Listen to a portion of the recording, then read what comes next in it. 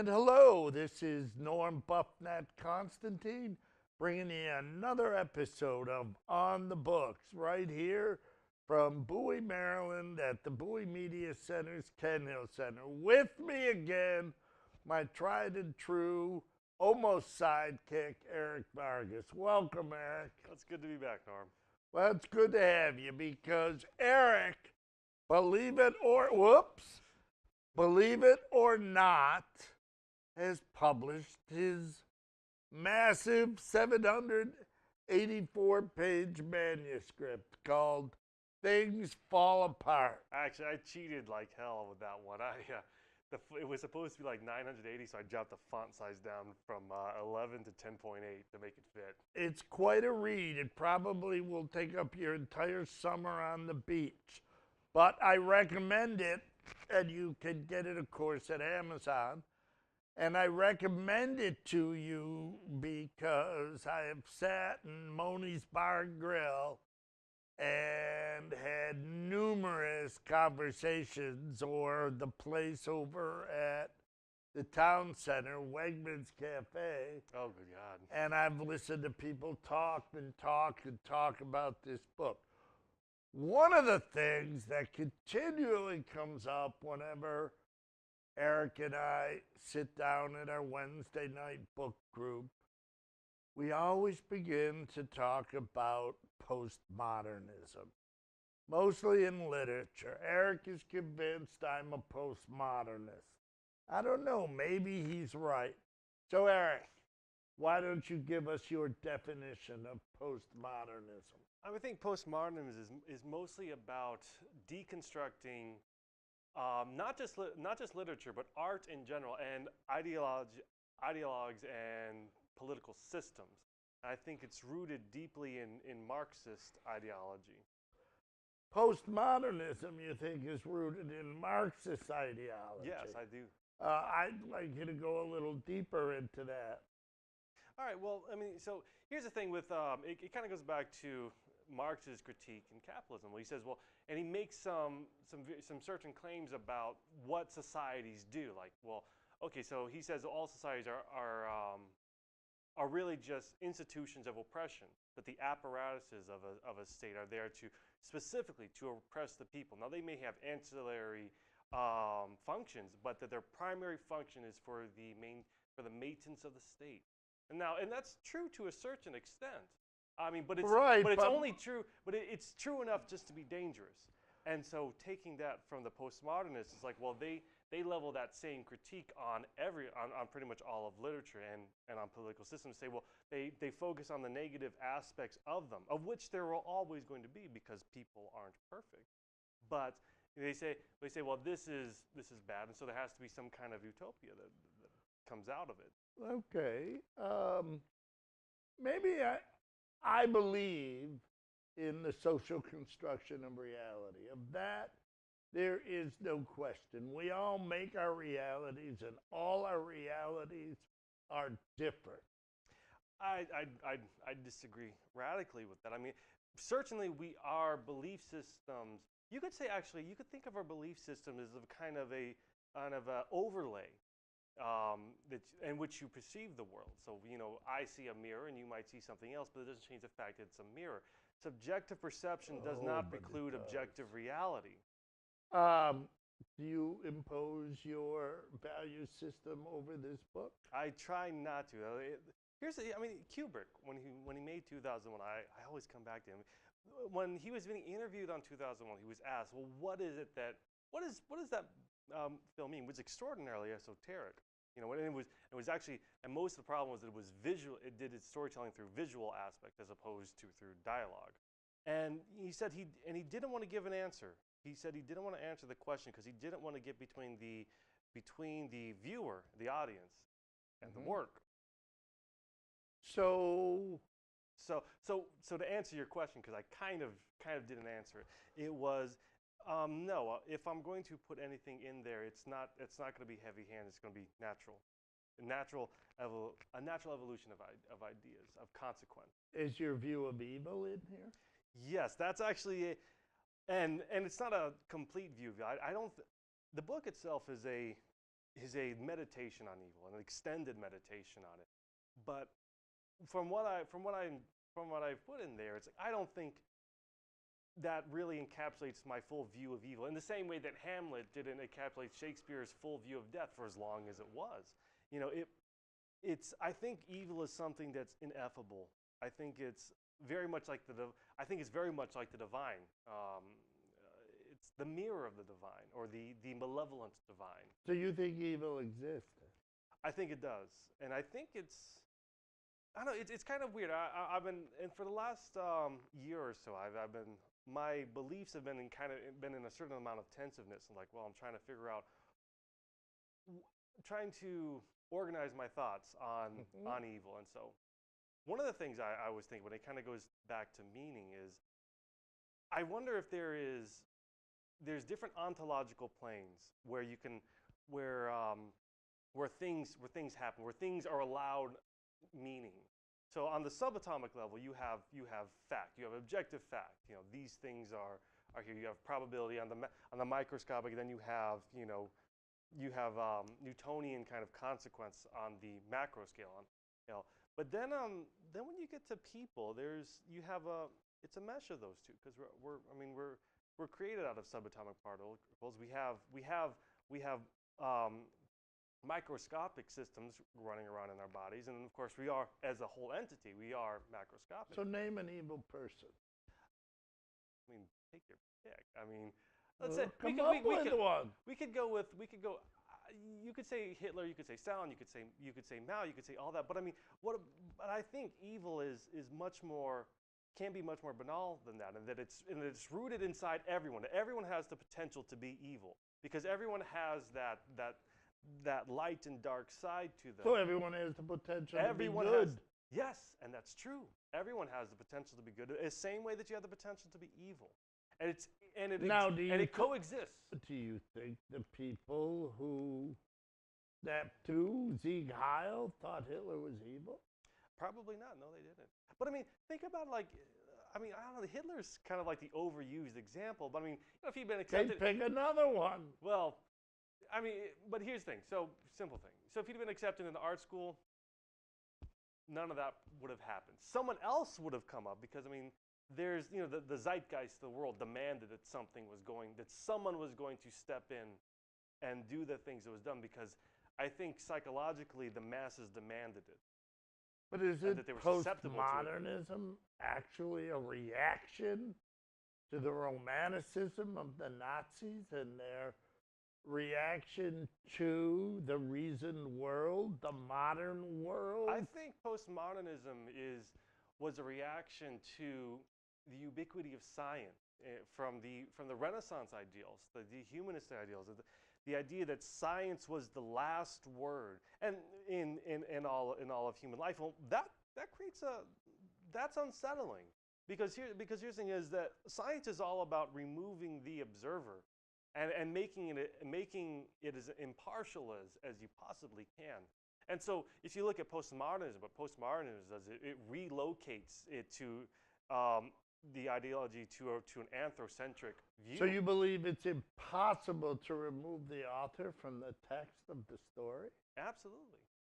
I mean, it would be like removing removing the author from the action of a human body. It's like it'd be like disassociating your consciousness from your body. Now, when you write, do you think about all this stuff? No, no, you don't. You typically don't. Now, here's the thing: when you're writing it out, no, you don't. You don't think about that. So every once in a while, what'll happen is, and at least this for me, anyways, is that you'll have a little writing spree, and then you'll go back, and then you say, oh, well, here's some things. And usually, what happens is it's not conscious. It's your subconscious is percolating things that have been boiling up in the bottom depths of your mind, and it goes out, and it's an unconscious thing. It's not conscious. I mean, no, it's not conscious. So where's the evil in Harry Potter? Oh, what's his name? Snope or Snake? Or I've never actually seen Harry Potter, so I really can't answer the question. Okay, where's the evil in the Brothers Karamazov? Ivan, Dmitri, and all of them. But here's the thing: when Alyosha is talking with Lys towards the end of the novel, she's recounting her dream to him, how she had been around by all these men, and they were kind of engaging some sexual stuff, and then she talks about the Jews, like, well, did they tack a little baby up to a cross, and did they do this, and she says she kind of wanted to hurt the world, and she says, I think people love crime, and Alyosha, whom I didn't really like up to that point of the novel, even though as late as it was like, he says, yeah, I think that's true, and it's that acknowledgement that that he is his father's son, I mean it's kind of it's interesting. You look at Ivan, and you look what happens to him, and with Smirnov. Well, not a lot of people know, so explain it. So Ivan is kind of the intellectual of the family. Alyosha is the mystic, and Dmitri is kind of that passionate, the man worldly person. Yeah, the Achilles type man. The guy who thinks nothing about going out and finding some women and enjoying them. And enjoying himself, yes. He's he's a lusty man, the man most like his father.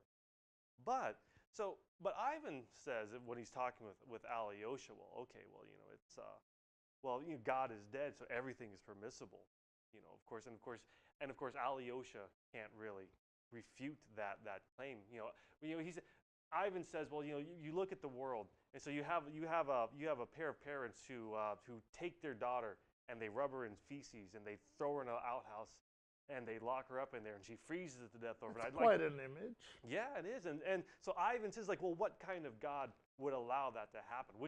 And the Gnostics had their own arguments over that. They said that the Demaios, the artificer, Demaios translates artificer in Greek. He says, well, they say that it's a corrupt creation. The physical reality is corrupt. But the thing is that Alyosha can't refute Ivan's claim, because it's like, why would God allow that to happen? And Job asked the same question, So who did the Grand Inquisitor go to visit? Jesus. In Ivan's poem, during it, he goes and he visits. Jesus comes back. You have the second coming. And the Grand Inquisitor, who is kind of enslaving the people through, what is it? He goes. Christ is tempted in the desert. What, with bread, power, and there was another thing. Women. No, it wasn't women. You sure? I'm pretty sure it wasn't women. But be that as may, the same thing that Satan tempted Christ with is the same thing that the Grand Inquisitor is using to enslave the people. He's bread, power, games, and such. But it's interesting. The thing about it is that the Grand Inquisitor usurps agency. He doesn't allow the people to have the choice. So the potential for good and evil is in everyone. But because of the way that they operate, because of the way the Grand Inquisitor operates, they're not given the choice.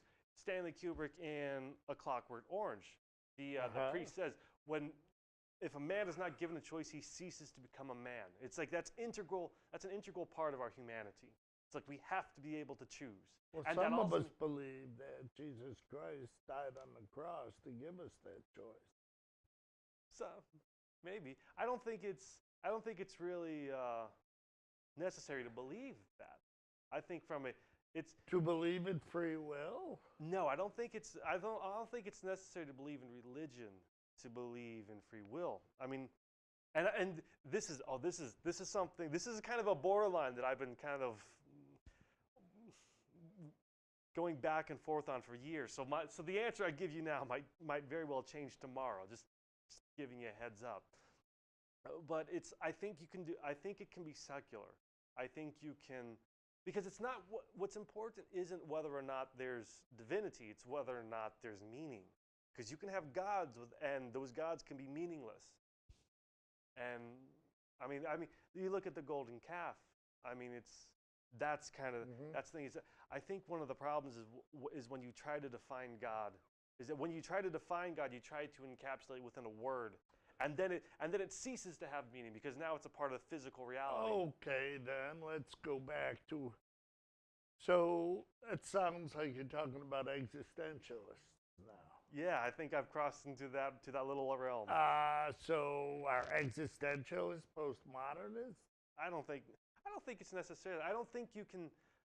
I don't think that you have to be. I I think that you can have skepticism. I think you can see social influence in the world without being a postmodernist. I think it's something that you have to that anyone does. You don't have to be part of art or literature or any of that. It's just something that people have to confront in their lives, regardless of Well, profession. my understanding is that it's a reaction to the destruction of spirit by modern thinking. I think it's definitely part of that. Yeah, and it is. So it's but at the same time, science makes powerful claims that are very hard to refute. That people watching the show, guess what? Science brought that Science to has you. made claims for tens of centuries that have been refuted. But that's one of the things about science is that it's something that refutes itself, and it's like a self-evolving virus.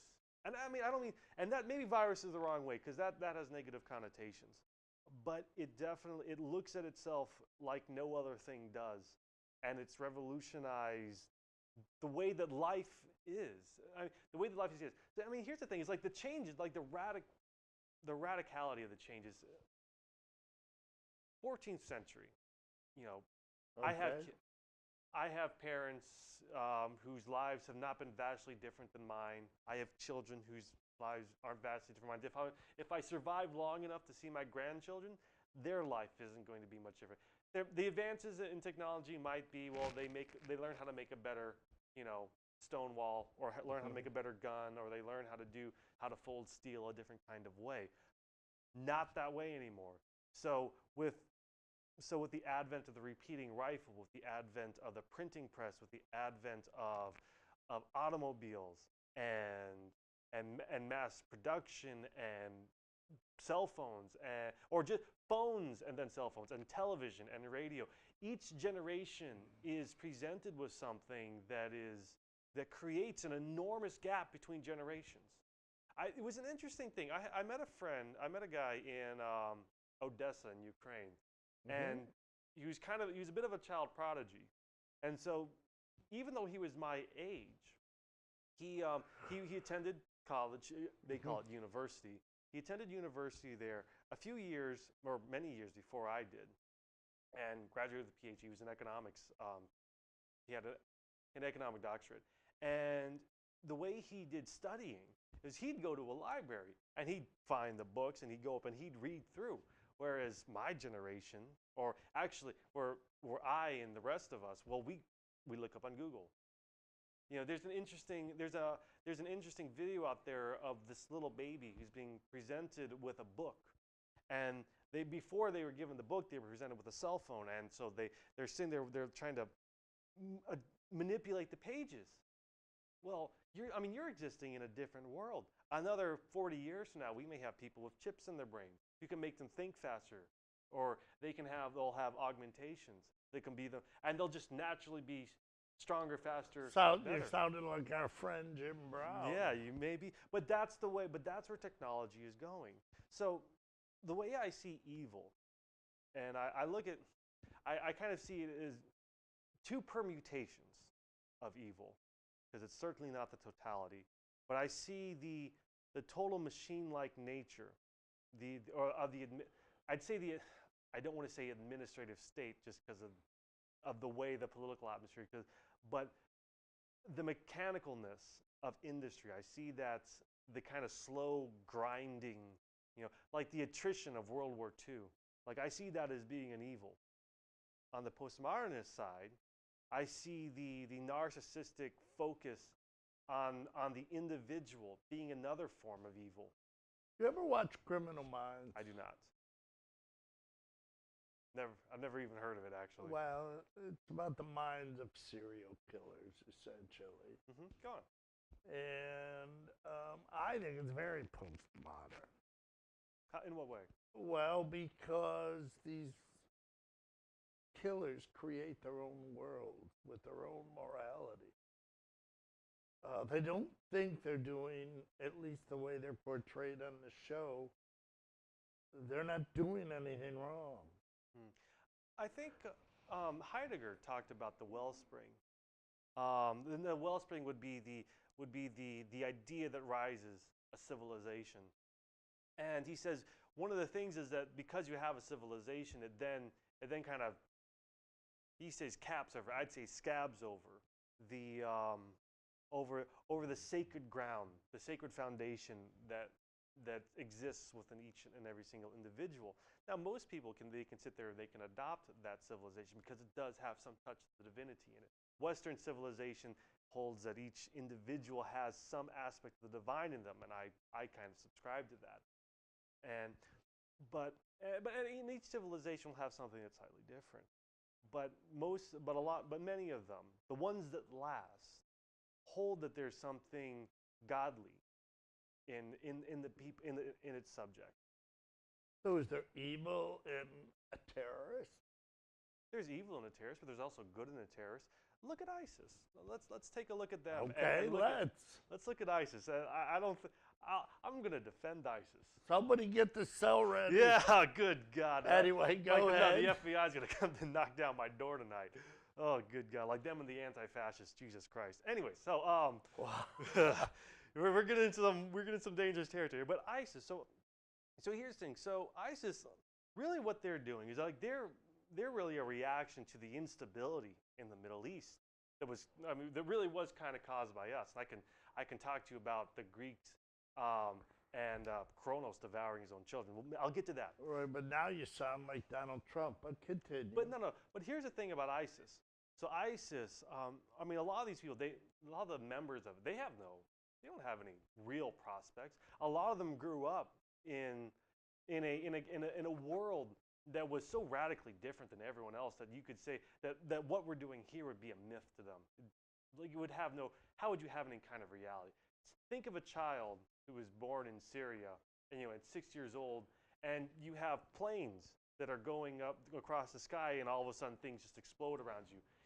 They don't know why it happens. We know why it happens because we exist within a framework, a civilization that has terms for it, that can describe it, that knows what it is, that can produce it and deploy it. But for like a kid who's like 4 years old, you have no idea what these things are. They could be gods. They could just be natural fauna fauna for all they know. And so their experience is not going to be the same as us. But that doesn't change the fact that there is an actual reality to them that's independent of their perception. But we go to ISIS, we say, well, these people have kind of been traumatized, and like that's not to excuse them at all. These guys are horrible people, but they have. So they're evil. But yeah, they're still. Oh no, you can be a victim and still be evil. Look at Richard. That Shakespeare talked about that all the time. Richard III, born a hunchback. Or in King Lear, Edmund, born a bastard. Why should I be looked down upon by society? Okay. But to go back to like, well, these people they have no prospect, and so they look at the people around them. They say, well, maybe they have more. It's like, well, why shouldn't I take that? And that's where the potential for evil comes from. It says, well, I reject your divinity. I reject your right to anything, and I'm going to take it.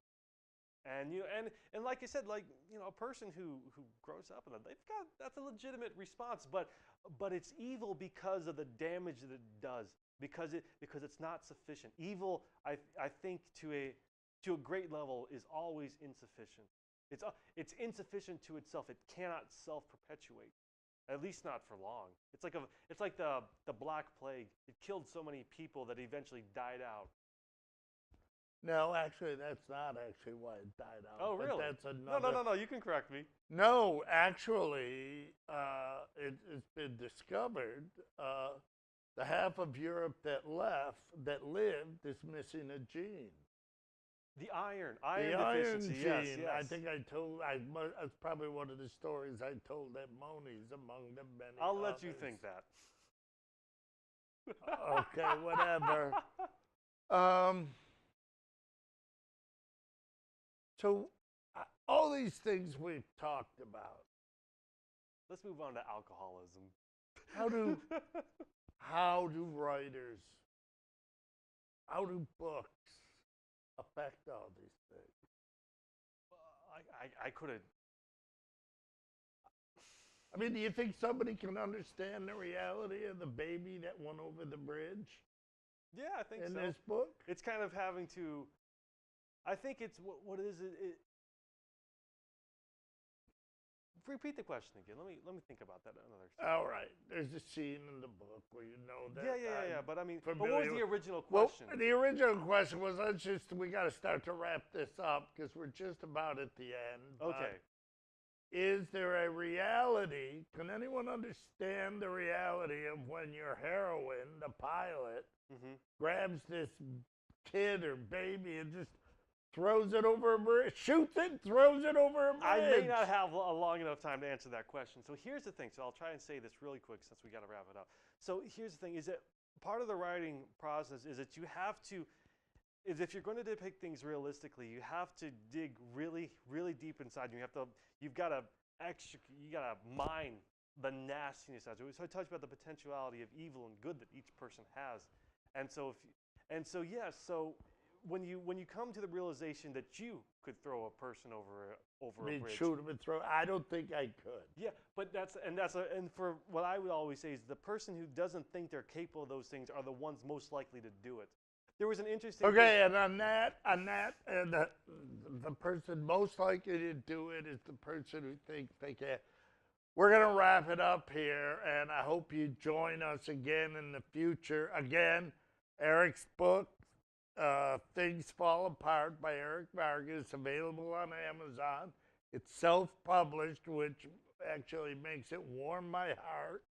And in case you ever need a fire, there's plenty of kindling here. But anyway, it's been a wonderful Normat night. I mean, on the books. Thank you for coming, Eric. And Thanks for having we me. shall see you all next week. I got 2 more guests scheduled for the 13th and the 20th of this month, and it won't be nearly as intellectual as it's been today. I love Eric. I love the show, and I hope you come back and listen. It is not your typical Bowie Media show. And we're out of here.